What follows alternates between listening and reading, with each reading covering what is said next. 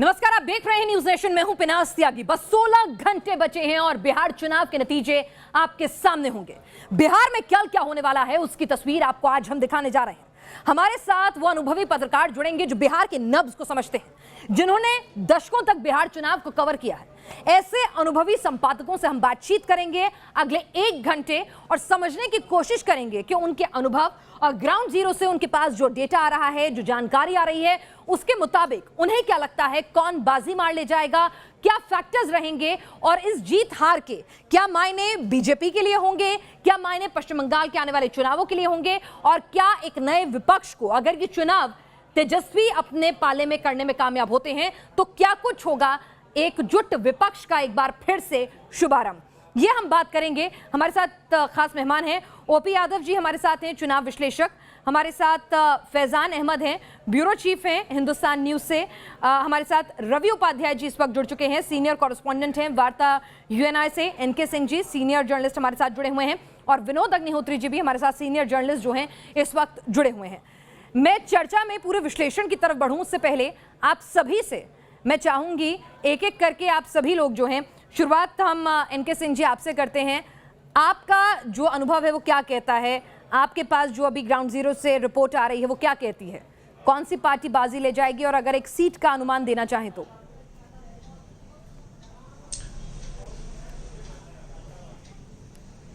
देखिए पिनाज, एडवांटेज महागठबंधन है और उसका बहुत कारण के लिए बहुत ज्यादा विस्तार में जाने की जरूरत नहीं है।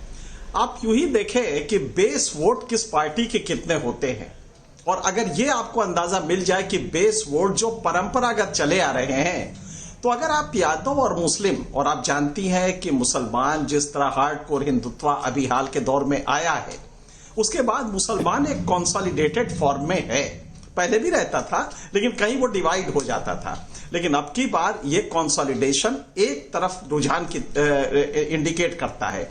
करीब 15-16% मुसलमान और इतना ही यादव।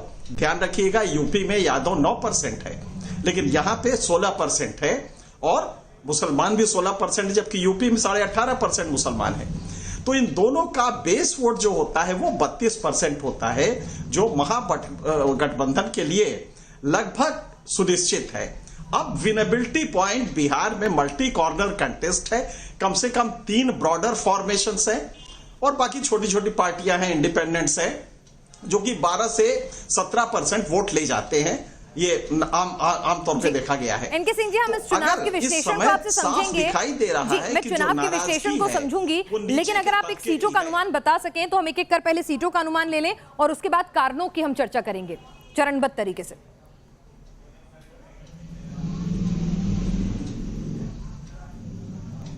जी, सीटों का अनुमान हमने आपको दिया, आपको उस समय भी बताया था और अभी भी मैं बता सकता हूं कि सीटों में मुझे लग रहा है कि बहुत स्पष्ट रूप से स्पष्ट बहुमत मिलने जा रहा है महागठबंधन को और वो दोनों मिला के करीब 130 से 140 सीटें इनके खाते में आएंगी और 140 का मतलब होता है कि एक मजबूत कोएलिशन जो कि सरकार मुकम्मल चला सकता है।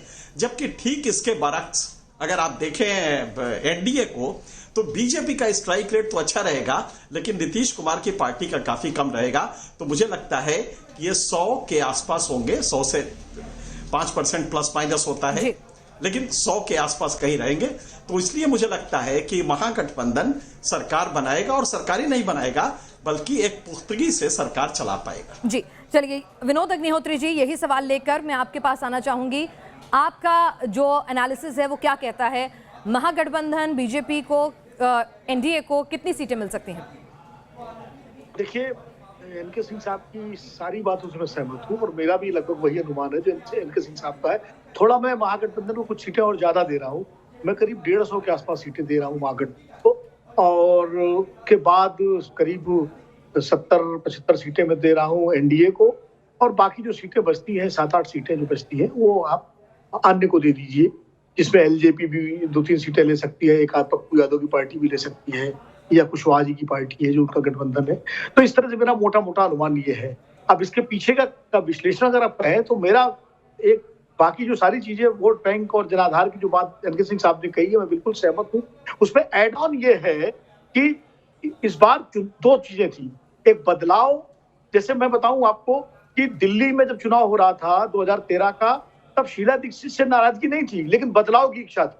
असम में जब चुनाव हो रहा था 2016 का, तो तरुण गोगोई से नाराजगी नहीं थी, लेकिन बदलाव की इच्छा थी। यहाँ नीतीश कुमार से नाराजगी भी थी और बदलाव की इच्छा भी थी। तो इसलिए दोनों फैक्टर एक साथ जुड़ जाते हैं। और साथ में जो जनाधार वर्ग है आरजेडी और कांग्रेस का, मान लीजिए 32-33% आरजेडी का एमवाई कॉम्बिनेशन है, प्लस 5-6% कांग्रेस का वोट हो गया और विजिबिलिटी फैक्टर हो गया, तो कुल मिलाकर ये अच्छा खासा ये वोट बैंक बन जाता है। उस एनालिसिस पे जाएंगे। एक रवि उपाध्याय जी हमारे साथ सीनियर कॉरेस्पॉन्डेंट वार्ता यूएनआई से हमारे वरिष्ठ पत्रकार जुड़े हुए हैं। रवि जी, आपका आकलन क्या कहता है वो भी समझना चाहूंगी सीटों के लिहाज से, फिर विश्लेषण करेंगे एक एक करके।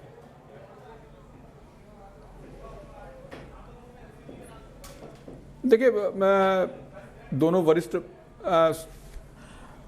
पत्रकारों ने बताया, सिंह साहब और अग्निहोत्री जी ने, कि वो हमारा कुछ आकलन कुछ दूसरे तरह का है। हमने महागठबंधन को 108 से 120 सीट दिया है और एनडीए को 98 से 110 दिया है। उसी तरह से अन्य को हमने 13 सीट के आसपास रखा है। तो यह देखिए, एमवाई समीकरण ठीक है, पहले एमवाई समीकरण बिहार में होता था, इस बार भी एमवाई समीकरण है। एमवाई समीकरण ही राष्ट्रीय जनता दल का आधार है और 32-33% यह जो बात हो रही है एमवाई की, तो वो ठीक है, उतनी परसेंटेज है, उसमें कमोबेश होती है। लेकिन आप देखिएगा कि इस बार तेजस्वी यादव ने या आरजेडी ने A to Z की बात कही है। A to Z की बात का मतलब होता है सबको साथ लेकर चलने की, सभी वर्ग को साथ लेकर चलने की। तो यह इस बार उन्होंने बदलाव किया है, क्योंकि वो जानते हैं कि एमवाई समीकरण के बूते हम इस वैतरणी को पार नहीं कर सकते, सरकार नहीं बना सकते। एकदम यह क्लियर कट है, इसमें कहीं कोई इफ बट की बात नहीं है। एमवाई समीकरण से सरकार नहीं बनती, इसका एक्सपेरिमेंट पहले भी हो चुका है। तो यह इसलिए उन्होंने A to Z की बात कही है और यह नया नारा इस बार A to Z का दिया गया है। और A to Z के तहत ही उन्होंने पार्टी में संगठनात्मक स्तर पर भी सबको प्रतिनिधित्व दिया है। इसके कई उदाहरण भी हैं कि क्योंकि प्रदेश अध्यक्ष जगदानंद सिंह हैं और राज्यसभा में मनोज कुमार झा हैं, फिर वो राज्यसभा में एक भूमिहार समाज से ही एक को भेजा गया है। तो इस तरह से कई ऐसे एग्जाम्पल, नई जो तेजस्वी यादव जब से लालू प्रसाद यादव की गैर मौजूदगी में सत्ता में मैंने अपनी पार्टी को संभाला है, तो उसके बाद से उन्होंने कई उदाहरण पेश किया है और इसी के तहत वो इस बार भी चुनावी मैदान में है। और इसीलिए चलिए, तो तेजस्वी ने अपने आप को एक लीडर के तौर पे कैसे इवॉल्व किया, एमवाई समीकरण कितना बड़ा फैक्टर रहा, नीतीश से नाराजगी और बदलाव कितने बड़े फैक्टर रहे, एक एक करके इस पर चर्चा करेंगे। लेकिन ओपी यादव जी, आपसे भी समझना चाहूंगी एक छोटी सी टिप्पणी, और आपके हिसाब से किसको कितनी सीटें मिलती हुई नजर आ रही हैं? देखिए मैडम, जहाँ तक मेरा मानना है, खासकर हमारी रिसर्च एजेंसी ने जो काम किया है बिहार में, करीब 125 से 130 सीट महागठबंधन को जाती हुई दिख रही हैं हमारे रिसर्च में। और एनडीए को करीब 100 सीटों के आसपास माना जाए। और इसके बाद जो छोटे दल हैं, उसमें जन अधिकार पार्टी ले लीजिए, करीब 6 सीटें और 4 सीटें लोक जनशक्ति पार्टी और 2 सीटें एमआईएम। तो इस तरह का जो वाइफरकेशन है सीटों का, और उसमें अगर ब्रेकअप देखा जाए तो कांग्रेस करीब 30 सीटों के आसपास और राष्ट्रीय जनता दल करीब 86 सीटों के आंकड़े को छूती नजर आ रही।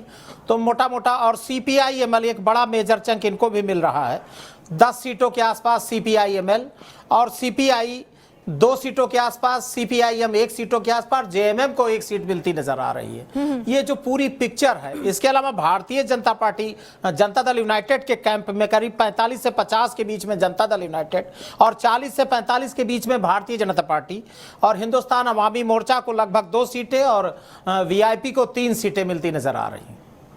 जी, तो ये आपका आकलन कहता है कि अगर इन सभी को हम एवरेज आउट भी करें, अपने दर्शकों को हम समझा दें कि चाहे फिर वो एनके सिंह सर हों या फिर विनोद अग्निहोत्री जी हों, ओपी यादव जी हों, हालांकि रवि उपाध्याय सीटें कम दे रहे हैं, लेकिन सभी को अगर हम एवरेज भी कर लें तो भी 125 से 135 सीटें जो हैं बड़े आराम से महागठबंधन के खाते में जाती हुई दिखती हैं। यानी ये तो क्लियर है कि नीतीश के लिए नाराजगी थी, बदलाव की इच्छा थी, लेकिन इसके कारण क्या रहे, इसके मायने क्या होंगे, ये भी समझने की कोशिश करते हैं। एनके सिंह जी, आपसे फिर से शुरू करती हूं। अगर एनालिसिस करें तो नीतीश से नाराजगी और बदलाव की इच्छा, क्या सिर्फ यही वजह रही, या फिर क्योंकि मोदी जी का चेहरा जो है वो सबसे ज्यादा आगे रखा गया था। पोस्टर बैनर से नीतीश जो है वो खुद गायब नजर आ रहे थे। मोदी जी नाराजगी को भांपते हुए उनको फ्रंट फुट पे रखा गया था। तो क्या उनसे भी कुछ नाराजगी हो सकती है, या जितना भी सेविंग ग्रेस बच रही हैं, ये सीटें आ रही हैं, वो उन्हीं की बदौलत आ रही हैं?